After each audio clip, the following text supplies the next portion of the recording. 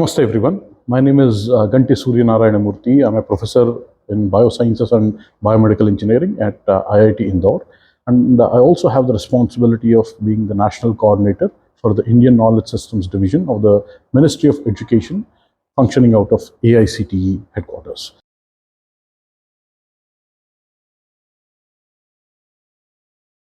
This division was created by the Ministry of Education about 2 years ago, and with a vision to promote interdisciplinary research into all aspects of Indian knowledge systems and to rejuvenate the traditions that are lying dormant in our country, the Indian knowledge systems traditions.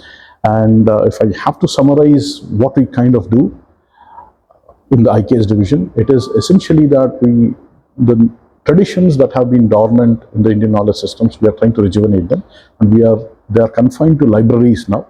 And the Indian knowledge systems traditions that are in libraries, we are trying to bring them to the laboratories. That essentially is what we do. And for that, we enable all things around that. And few examples of that is we work with NCERT to incorporate Indian knowledge systems content in the school education.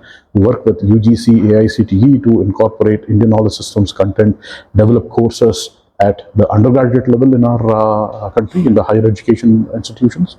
And then we also promote individual researchers working in deep scholarly research in the Indian knowledge systems by funding research projects in interdisciplinary areas.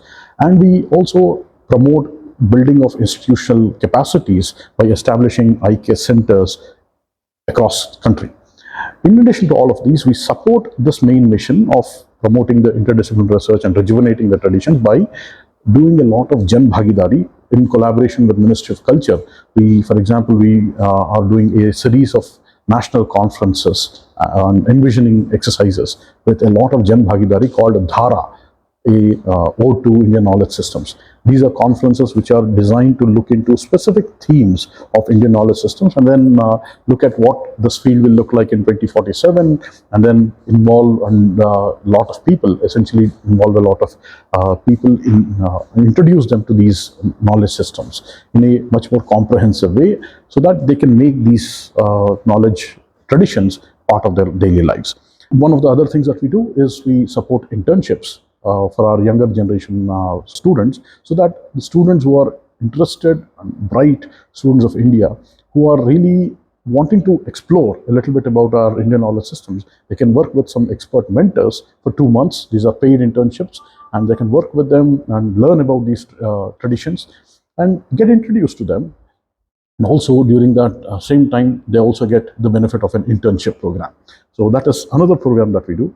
Also, another thing that any scholar requires a lot of resource materials, and there are more than 5 million manuscripts in our country. There are many more millions of manuscripts that are out there, not basically being accessed by any scholars. So we want to remedy that situation, and where we are preserving and documenting a lot of books, manuscripts, and those things that are relevant to the research and furthering the research in the Indian knowledge system. So we are digitizing about 1.5 lakh books, few libraries worth of manuscripts, textbooks, rare copies of books, and trying to do that. And then one of the philosophies that we have at Indian Knowledge Systems Division is that Indian knowledge systems exists in Bharatiya Bhashas. Bharatiya Jnana Parampara exists in Bharatiya Bhashas and is expressed through our Bharatiya Kala Dharohar, our Indian culture.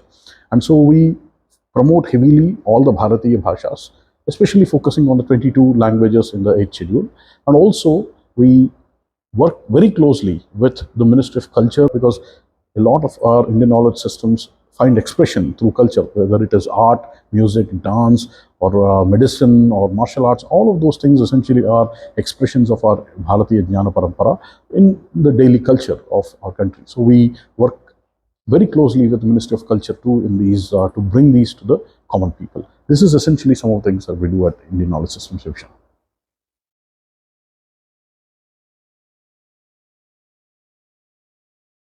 So one of the important reasons why IKS is required for this society is the following. Angus Madison, an economist, world famous economist, wrote in his book, The World Economy, Historical Statistics. And in that he did a detailed survey of the different contributions of the economic systems of the different countries. And he came up with this finding that India had for about 2000 years held about 24% of the world's GDP.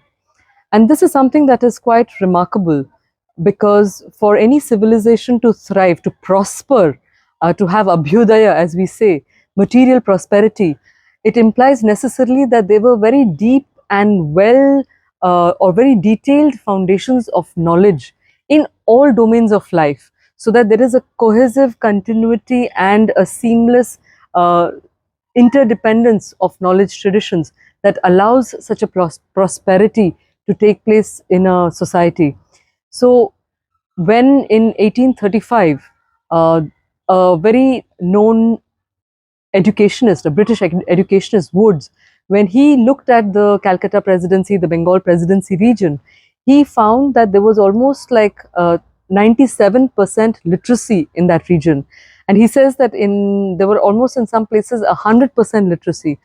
But what happened is that when Macaulay wanted to break the backbone of the civilization, he declared that everything that has been taught in this land, everything is false. He said that the science is false, the maths is false, the history is false, the astronomy is false.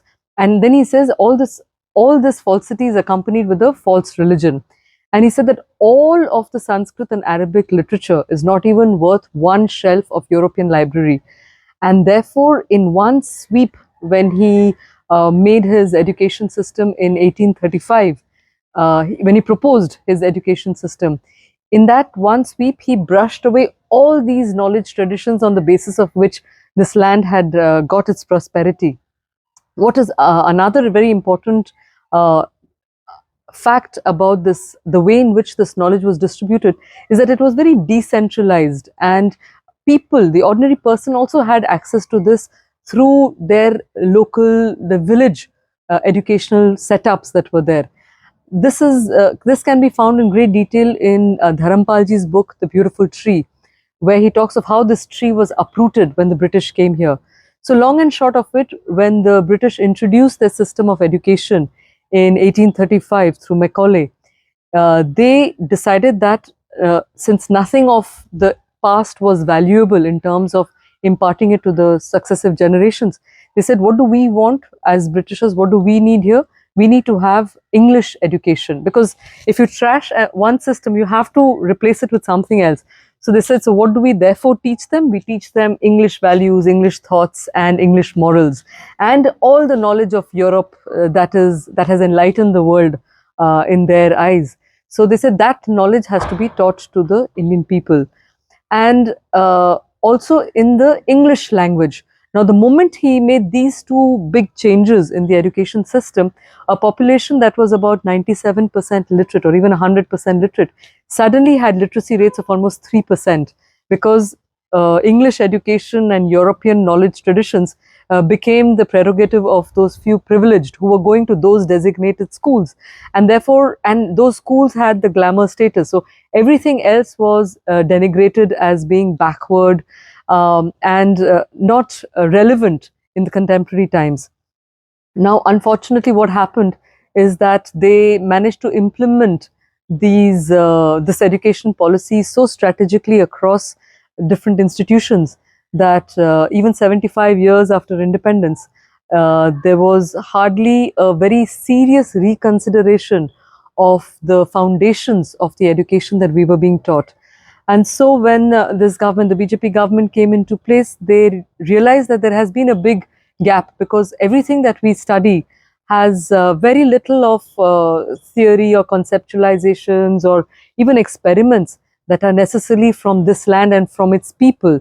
Even if we were studying our own people, we were looking at them through the lenses of of European concepts and theories and frameworks, and therefore the conclusions that we were arriving at were very different. So the caste system being a very typical example on those lines, where the term caste comes from castas, which is a Spanish term, and which corresponded to their hierarchical society. But when applied to our population, which also had a certain hierarchical framework, they use this term caste, and they froze a much more free moving existing framework of jati and varna, and therefore caused different kinds of damages, societal damages, in terms of entrenching a different worldview onto a certain population that they were studying and were trying to lead, in fact. So these were the consequences of the introduction of a foreign language and foreign knowledge traditions. And it is said that in his minutes he even declares that any Indian who studies in my system of education will first and foremost be brown in skin and English in thought and tastes and morals. And the less will they have a connection with their own land and want to leave her and move away. And this is what we actually discover, that the more a Bharatiya or an Indian is groomed in the existing system of education, the more they are charmed by by the West to pursue higher education. And also, when we think of knowledge, we tend to always look westward, because that is what is ingrained in us through our system of education. Now, in order to rectify this or to do a course correction in a more meaningful manner, there was an attempt nationwide to relook at what are those frameworks of indigenous knowledge traditions that have informed our local populations, that don't necessarily get into the schools the way and do this higher English education, but the local population, especially in the rural areas and all, have a deep wisdom. They have certain very sustainable practices that they have inherited from their ancestors, and that they would transmit to their coming generations, except for the fact that the coming generations are, courtesy also this internet world, enamored by the glamours of a more Western lifestyle. So again, there is nothing wrong in a Western lifestyle as per se, but the challenge is when there is this confused identity of who we are, and why do we choose what we choose, in the way we talk, in the way we dress, in the languages we choose to communicate in. IKS, or Indian knowledge systems, it was a necessity after 75 years of national independence, when I think it is part of a larger movement that we can consider as, Bharata Swadhyaya Andolanam, that this nation introspects. We need to do the self-study of what does it mean to be a Bharatiya.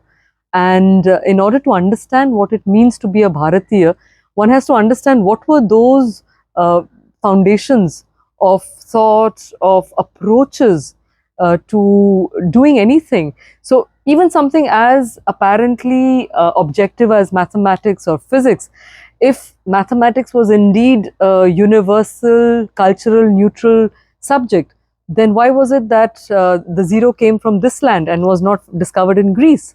So the fact is that all knowledge traditions stem from a certain mind stuff, and that mind is influenced by the questions that were raised by that civilization.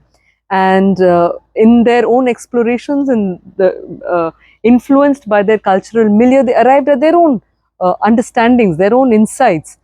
So this land has some very unique insights about who we are, because these were the fundamental questions. Who am I? What is my relationship with the world that I live in? Where am I headed? And they arrived at certain answers quite consistently across the ages. And in those discoveries of theirs, they spoke of the importance of reconnecting to the self of the individual first and foremost. And they also talked about reconnecting with the knowledge and the wisdom of the land itself. And when we are talking of IKS and reintroducing it to schools, our main objective here is to help our own people to benefit from those knowledge traditions that allowed this land to be so prosperous. And as I said, one of the reasons why they were able to do it so successfully is because of the recognition that the individual stands at the center of this entire, in the entire creation of things. And therefore, if the individual is well grounded, in the and understands their own relationship with the world, that they co-inhabit with everything else that is there, with nature, with all other beings, then the way in which they relate is very different. The technologies that they evolve are very different.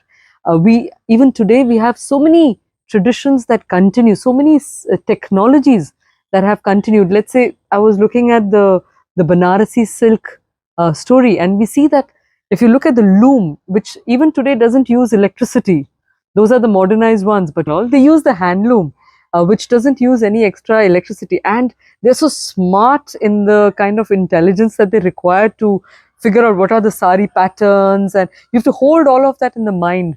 So the mind and what the mind is capable of was placed centrally in this tradition, and therefore we need to bring that back at the core of our education, the awareness of the importance of the human instrument and what all that human instrument is capable of knowing, and also tapping into some of those ways in which we interacted with nature, so that we learnt from nature, we received from nature, and made our products sustainable and eco-friendly. These are all big in terms today, but these were the only and required ways for the Indian knowledge systems to grow and prosper. So when we are trying to bring it back into the school, uh, a few things that can be very important for the children of the next generation as well as their families, etc., is this that I'll give you an example. The other day we had Madhubani artists, J.N. Lal and his wife Kusum Das ji. So they brought the Madhubani paintings, and they were explaining to us how those paper had to be coated with cow dung, the liquid or the water of the cow dung, because it's a great antiseptic. And why did they require antiseptic? Because all the dyes in those paints are natural, which means there's an organic component and insects can get to them. So they had to do that coating first and foremost, which also helped the color hold better on the paper. But the other thing that I found fascinating personally was that in order to get the different colors, they were using natural elements. So in order to get the orange, it was the earth, or it was just the orange fruit, and the pink was from the bougainvillea flower. Now, if our children are exposed to to these aspects or these facets of the nature that surrounds them, then their relationship with nature becomes very different. They'll never look at a child who has done a Madhubani painting and has made their own dye, will never look at another bougainvillea the same way as they did before doing that painting. The relationship, the understanding of the natural resources that they can get from there is they're very, very special, and therefore also they would be required to look after them. So it brings into the cycle of caring for everything that sustains us, and therefore be sustained in return. So caring and being cared for as a cycle there. Another point is, like, we are also talking about Ayurveda, we are talking about martial arts, we are talking about, let's say, even the maritime traditions. But just coming back to Ayurveda, there are just such simple lifestyle wisdom tips that are there, that if our population was made aware of them, I think we would lead much healthier lives with those very simple tips of how, when, where, so how to eat, what to eat, when to eat, why to eat. And in the process, we would have more conscious consumers of the products around us. And I think that connection, that important connection with nature, also helps us to understand that we cannot just mindlessly keep consuming, because there is a beginning, there is an end to end vision that was embedded in the IKS systems. And therefore, I think if we want to really move towards more sustainable collective systems, we need to become more aware of what IKS has to offer us and introduce them for our children.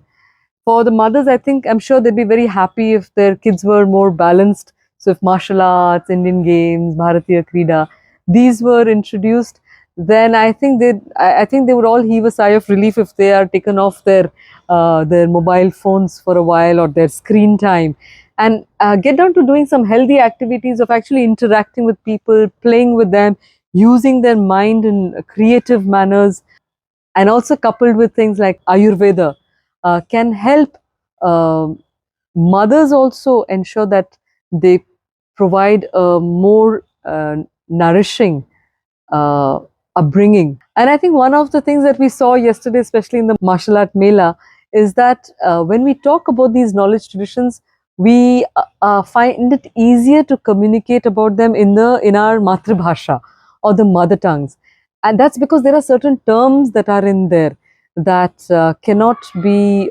replaced or translated with an English word, and therefore when we connect to this original worldview through the word, then I think our experience of that thing we are talking about is far richer. Uh, that can also amaze us. I mean, because I have a background in Sanskrit, so it's always fascinating how deep some of these ideas are. Just to share with you very quickly, like in the Sanskrit language, we do not have the verb to have. The verb to have does not exist. There is a concept of possession, but I cannot say I have a phone. I would say the phone is with me. So the verb is to be, and because it's not there in Sanskrit, it's not there in any of the Indian languages. One of the important fallouts of this realization is the fact that the focus of the civilization was never on how much we have, but on who we become through the process of having, because having was there in the concept. I mean, one needed wealth, one needed, there were artha and kama were very important, but it was never in the sense of ownership, but more in the sense of a trusteeship.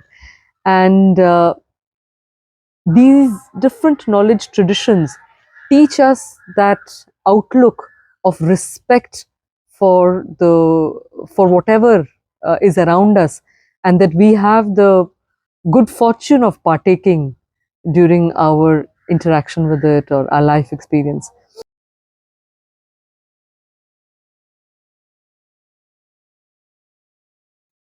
Dhara, an O2 Indian Knowledge Systems, a conference series, is a brainchild of two ministries working together, Ministry of Culture and Ministry of Education, through the IKS division of Ministry of Education, working together to explore different facets of the Bharati Jnana Parampara or Indian knowledge systems. In fact, the Indian knowledge systems are so vast that it is impossible to capture all of it in one book or one thing. It's essentially like talking about science. So you can't really cover everything in one conference or things like that, and things are very different in that domain. Similarly, when we talk about Indian knowledge systems, it can include things like Sahitya or poetry. It can, on the other hand, it can include mathematics, astronomy. It can be medicine, all kinds of things. So what we thought about is we are celebrating the 75th year of our independence, Azadi Ka Amrit Mahotsav. As a part of that, this Dhara conference series was envisioned, and because Jnana Parampara is expressed through culture, as I was mentioning earlier, this is something very unique initiative where two ministries are coming together, focusing on not just what is, but also what should be in this Amrit Kal. Our Prime Minister talks about this 25 years of Amrit Kal in next 25 years. So by the time we reach 2047, 100th year of our independence from the Britishers, it is important to make progress in such a way that to regain some of our cultural heritage and reinvigorate many of our traditions and bring them back to our social life in a big way. And some of those things are essentially to look into the Indian knowledge systems is a big part of that, because that is essentially what defines a country. And the knowledge systems, the traditions, these define a country as to who we are. And as we are going to face the challenge of this very turbulent world next 25 years, it is very important that India and Indians remain rooted to their civilizational values. And Dhara is a conference series designed to explore that and also to envision what should be in 2047 from what is right now, and also to incorporate a lot of Jan Bhagidari and societal participation through this, because nothing will be successful without societal participation. The very first thing, the Dhara series of conference that we started off was India's contribution to mathematics. And there we had Professor Manjul Bhargava, Fields Medal medalist, come in as a keynote speaker, and we explored all the contributions of basically Indians to the mathematics, of India to the mathematics over several millennia, and not just we did not stop at the independence or a century earlier, but we actually continued, because what we see this as is a civilizational continuum. We might have changed our language of talking about mathematics, but essentially that stream of intellectual parampara is still there, and that's what we wanted to explore. And we talked all the way from the prehistoric ages, Vedic ages, to all the way to the 20th century, and even today. And that was the epitome that Manjul Bhargavaji was the keynote speaker in that first ever Dhara conference. Second Dhara conference was held during the annual flagship event of the IKS division, IKS Mela.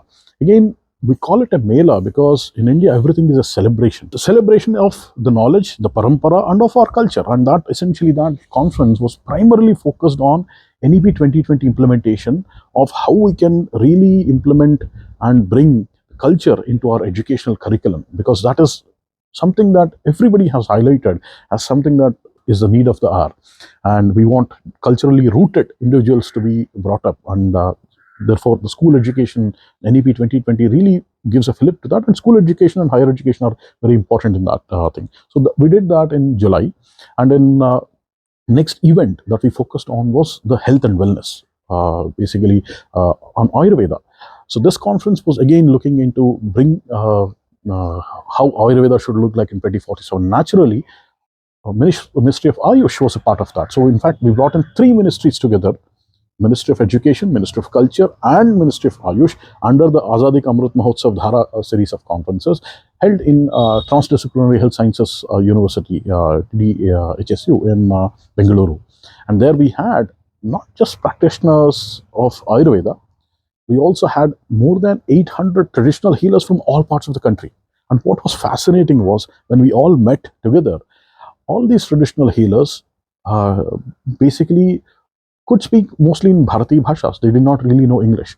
And emphasizing this unity in diversity kind of thing that we talk about, we actually could see that in action there, where we saw healers from Chhattisgarh talking in their own dialect, and to which somebody from Nilgiris, they would respond in Tamil, and somebody from Konkan area would respond in their own Konkani language, and somebody from Uttarakhand would respond in Hindi. And this was a fascinating way of looking at how all of them could communicate even in different Bharatiya Bhasha. So again, this is another message that we can take, that Bharat has always been a multilingual country, and it always should be a multilingual country. And that was another aspect of cultural aspect that came out. But essentially, we did that focusing on the health, wellness. And then when we talk about health, again, that civilizational ethos of Bharat came out. We did not really talk about only human health.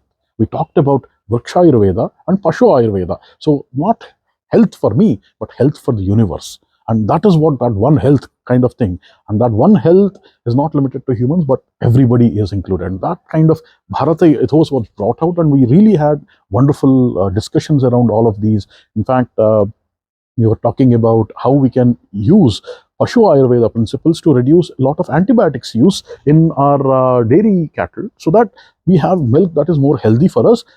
Animals are treated more ethically, and the cost for the farmer is reduced. I mean, we are talking about pure economics here. We are talking about ethical treatment of animals, and then human welfare. And what else can you talk about? I mean, what is one health concept if it is not this? So there are important reasons to put this into practice, and that is what that envisioning exercise that we did there, in addition to a lot of Jan Bhagidari, where there were more than 5,000 people in person who attended, including school children and traditional healers, as I was saying, from all over the country. And next event was in Thiruvananthapuram, in Kalari, focused on Kalari, Payattu and Siddha traditions, in Trinity College of Engineering and Agasthyam Center for Kalari and Siddha traditions, which is there. We have an IKS center there, and as I was mentioning earlier, IKS division funds these centers. And in fact, we are sitting at the IKS Center, Indian Knowledge Systems Center for Kalari Payattu and Siddha traditions in Thiruvananthapuram, where we just were having the Dhara event on Indian martial arts. So we had teams from Punjab, Katka from Punjab, Mardani Khel from Maharashtra, Shilambam from Tamil Nadu, and Mallakhambh. And of course, Kalari Payattu from Kerala. And we had more than 80, 90 artists or martial artists come in, and all of them were on stage discussing, deliberating how we can incorporate martial arts into education curriculums and what is the necessity of bringing in martial arts. And it's not just about a physical exercise, but also developing confident citizens, because only confident citizens can result in making a confident Bharat that will meet the world on its own terms. And this is a very, very important thing, because the biggest battle that we are fighting right now is in the world is fighting for is the mind space of Indians, because we are 1/5 of the humanity, and it's a very critical thing, and we need to make sure that Bharatiyas think from a Bharatiya point of view. And for that, it is important that we have rooted individuals.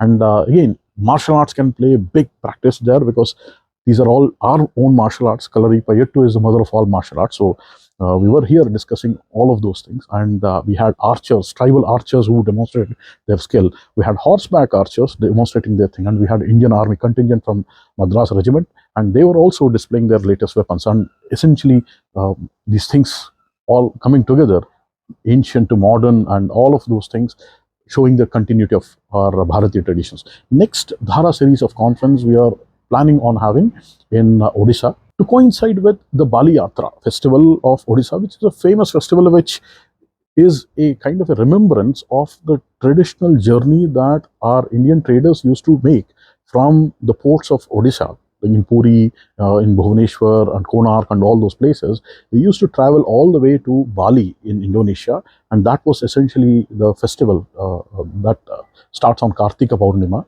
Bali Yatra. So there is a big festival that goes on, and we are having our next series of Dhara conference there to focus on the India's maritime traditions and foreign policy. How did we conduct our foreign policy? What were the maritime traditions? How did we navigate? How did we build our ships? What kind of, even now, if you, if you go to the Middle East, some of the best yachts that they make are actually the Indian dhows that are made by Kerala craftsmen, even today. And that is what is the most preferred one for the comfort and the safety and all of those things. So, there are these traditions that are still in existence, and we need to revive those and understand how did, Vasco da Gama talks about a navigator who helped him with some kind of a yantra, where he said he measures the distance with the teeth, because there was a rope tied to his teeth and all. It was actually a yantra that somebody was using to estimate the distances in open oceans.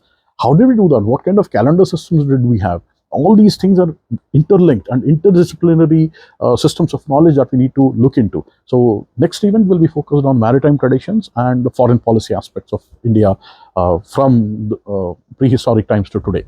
And then the event after that is going to focus on the music and dance traditions, Sangeet and Nrityakala of Bharat. Coincides again with the Chennai Music Festival in December. And this one will be exploring all the different dimensions of music and art. In fact, in the very first Dhara conference, Professor Manjul Bhargav, who was a keynote speaker, attributed his advancement in mathematics to two things. One was his knowledge of Sanskrit, and second was his knowledge of music, Mridangam, that he learned. Or tabla, I think. He learned one of those two percussion instruments. And he says that these two taught him a sense of rhythm, sense of timing, sense of order, and that essentially helped him a lot in his research as well. And that he attributes to some of the advances that he made. So, I think it's important for us to look into these aspects of our Bharatiya Jnana Parampara as well. And then after that, in January, we're all familiar with the festival Sankranti and Pongal, celebrated throughout the country as a harvest festival, and to give our thanks to the Almighty, to celebrate the rich bounty that we have received in agriculture and all. So we are going to have another conference basically in the Rajahmundry area of Andhra Pradesh, focused on agricultural traditions of India. So there we'll be talking about different agricultural traditions that we were actually having and what we are having, kind of seed diversity, kind of sustainable agricultural practices, food preservation practices, all those things will be talked about in that Dhara conference in Pushyamasa or in January around Sankranti. Then in Maghamasa or in around February, we'll have another conference in Kashi on Rasayana Shastra. We have another IKS center there in IIT BHU, and we'll be having this Dhara conference focused on the chemical technologies, chemistry of India. How did they make acids? How did they make alkalis? I mean, all these very technical topics we'll be talking about the Rasayana Shastra there.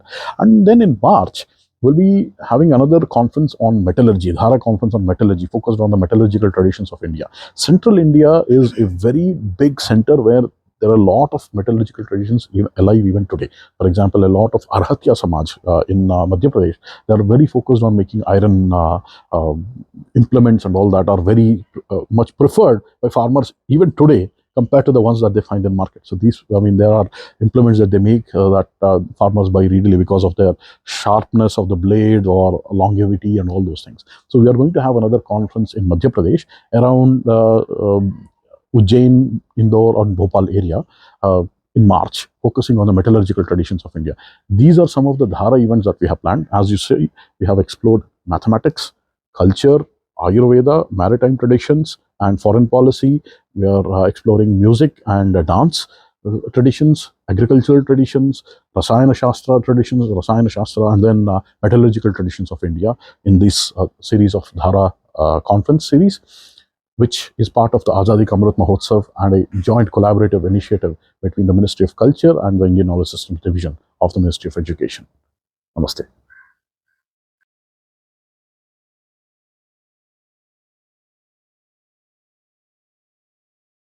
And at IKS division, we believe that we are coordinators, we're not implementers, and the implementation must be done by the society and the people themselves. And what we see our job as is to facilitate and remove any roadblocks to help you do things.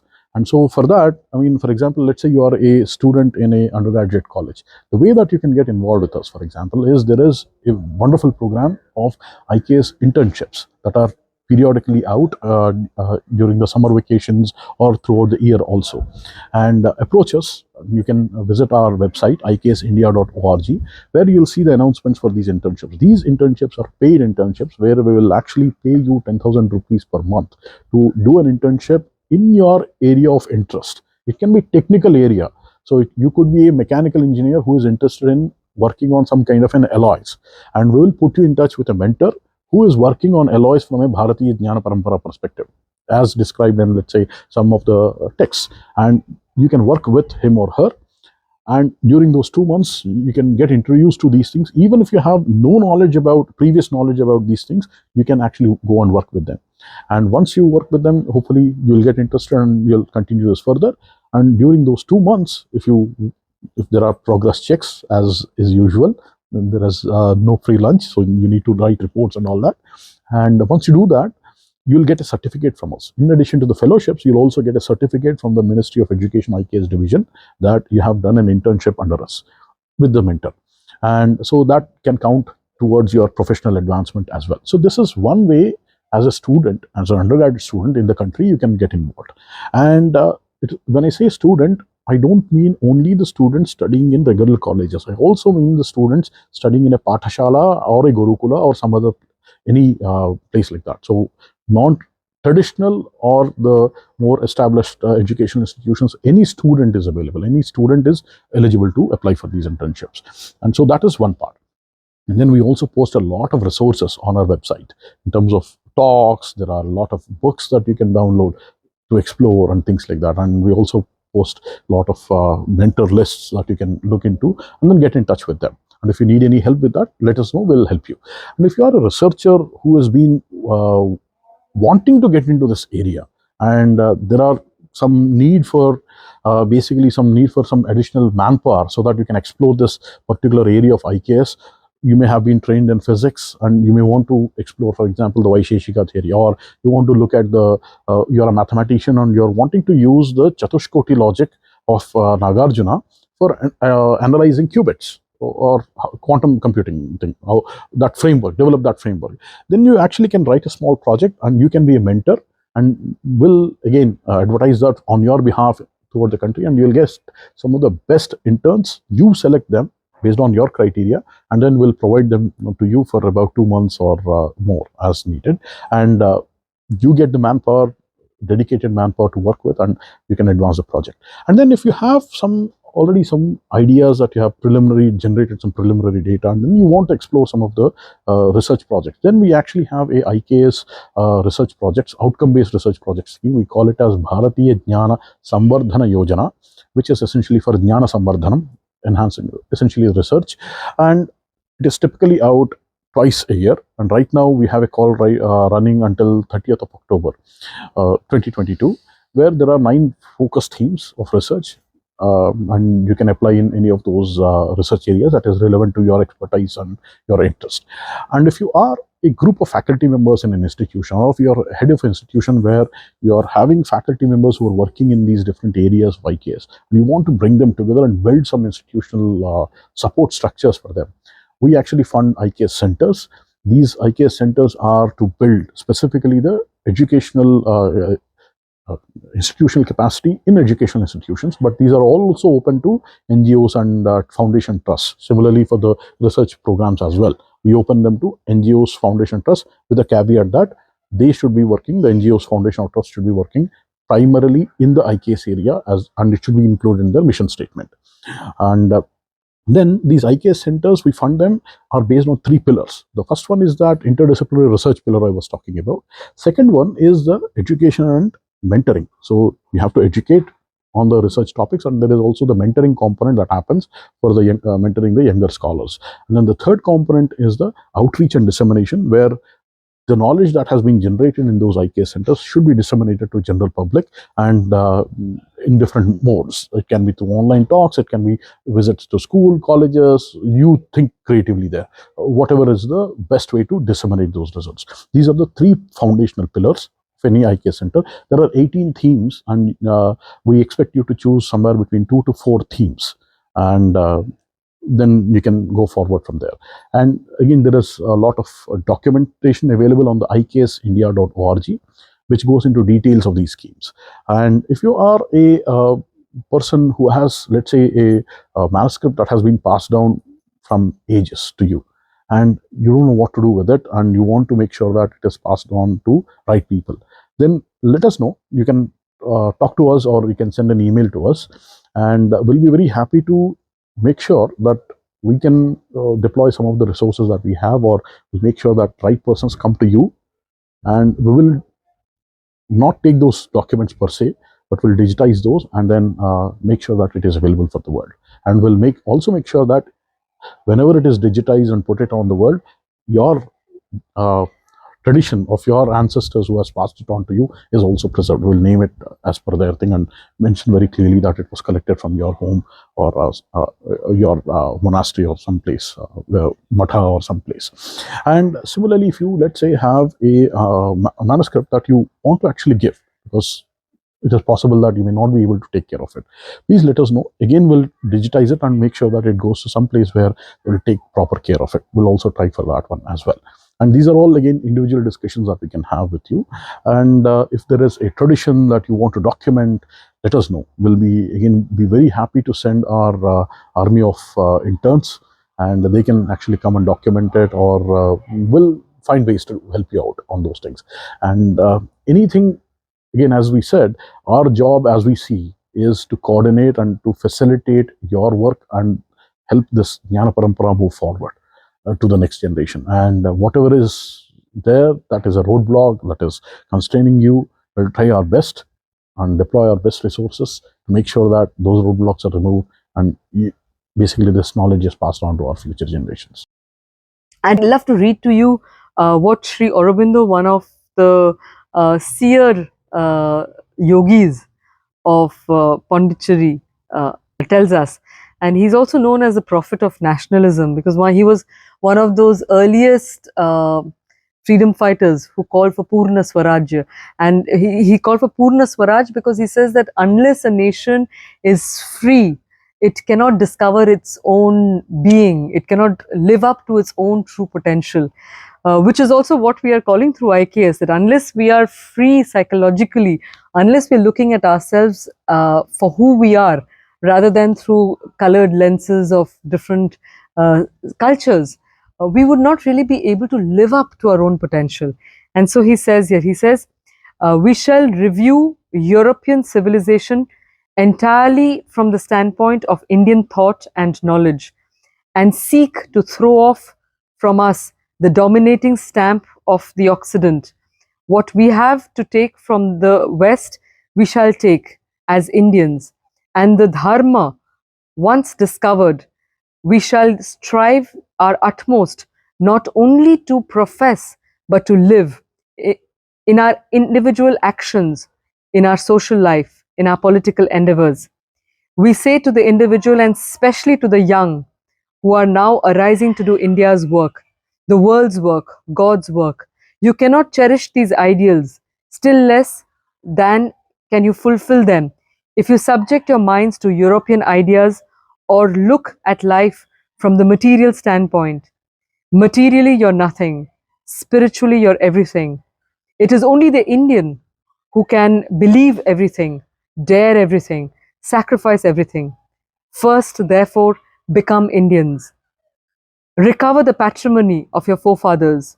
Recover the Aryan thought, the Aryan discipline, the Aryan character, the Aryan life. Recover the Vedanta, the Gita, the Yoga. Recover them not only in intellect or sentiment, but in your lives. Live them, and you will be great and strong, mighty, invincible, and fearless. Neither life nor death will have any terrors for you. Difficulty and impossibility will vanish from your vocabularies. For it is in the spirit that strength is eternal, and you must win back the kingdom of yourselves, the inner Swaraj, before you can win back your outer empire. There the mother dwells, and she waits for worship, that she may give strength. Believe in her, serve her, love, lose your wills in hers, your egoism in the greater ego of the country, your separate selfishness in the service of humanity. Recover the source of all strength in yourselves, and all else will be added to you. Social soundness, intellectual preeminence, political freedom, the mastery of human thought, the hegemony of the world. So, this was a call of Sri Aurobindo at a time when we were subjugated by the British. But it is a call that remains equally valid today because we remain psychologically colonized by the Western thought and Western parameters of existence, which is not lessening in any way because of the huge impact of internationalization through the internet. But if we don't discover our roots once more, if we can't stand firmly on our own soil and know who we are, appreciate our knowledge traditions which have enlightened the world and allowed it to arrive at the stages of development where it is today, if we don't wake up to who we are, if we don't wake up to the Bharatiya within this immersion in light of different kinds, we will be doomed as a civilization to become second-hand dwellers in the world of thoughts and achievements.